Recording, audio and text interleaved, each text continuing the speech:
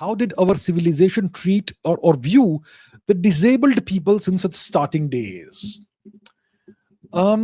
Disabled people. So from it's a nuanced perspective. See, we believe in karma, right? Our culture believes in karma. What is karma? It's a conservation law. It's the law of conservation of cause and effect over multiple lifetimes. That's the law of karma. It's a conservation law.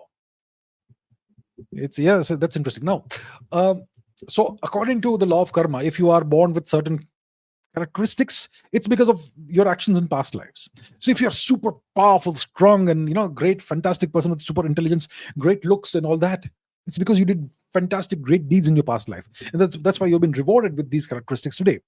It's not like you do something naughty in this life, next life you'll be born as an ant or a fly. It's not like that. That is a superficial, silly way of looking at it. Karma is sophisticated. So if your positive characteristics are the outcome or the fruit of good actions in your past lives, then if you're born with vikrutis or defects or disabilities, maybe you did something naughty or nasty in previous lifetimes, and you're paying for that by suffering through these disabilities in this current lifetime to pay off the karmic rana or debt. That's one way of looking at karma, at disability. But that doesn't mean that you discriminate against disabled people. Disability doesn't mean that you have to have a bad life. For example, in the Rig Veda, there is the mention of this queen who fought a battle. Her name was Vishpala. And in the course of the battle, she lost a leg.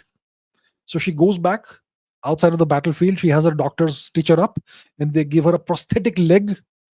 And she puts the prosthetic leg on. The bleeding is stopped. The prosthetic leg is put on, and she goes back into the battle. The first ever literary example of a prosthetic limb in human history, Vishpala. So Vishpala became disabled, but that did not prevent her from going back and performing her duty. Another example is the sage, the Rishi Ashtavakra, who had 8 disabilities, but he is regarded as one of the great rishis, right? Ashtavakra. Then you have the example of Dhritarashtra. So Dhritarashtra is the son of what? Pandu, is it? He was the son of. His brother was Pandu. I may not have the details right. So he was blind. He was born blind, and because of that, he could not become the king. And his brother became the king. But his brother eventually abdicated the throne, which is why Dhritarashtra had to become the king in place of his brother. And he was blind. So despite being blind, he became the king, and he had good advisors. He had Bhishma, he had Duryodhan, he had Sanjay who could act as his eyes, and his very loyal wife, she decided to blind for herself for the rest of her life because her husband did not have the facility of sight and solidarity with him. So Dhritarashtra, despite being blind, was treated very well in society, and so on. So you have many examples in Indian history where people who are disabled are treated well. In the Arthashastra, there are specific punishments for people who discriminate against disabled people, and there are various provisions for for enabling disabled people to live a good life. So India has always taken care of disabled people. India has never discriminated against disabled people, disabled in various ways. So that's how we have treated disabled people.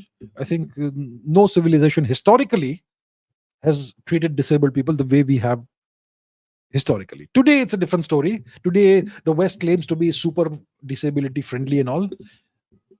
But we were the OGs, like they say, right?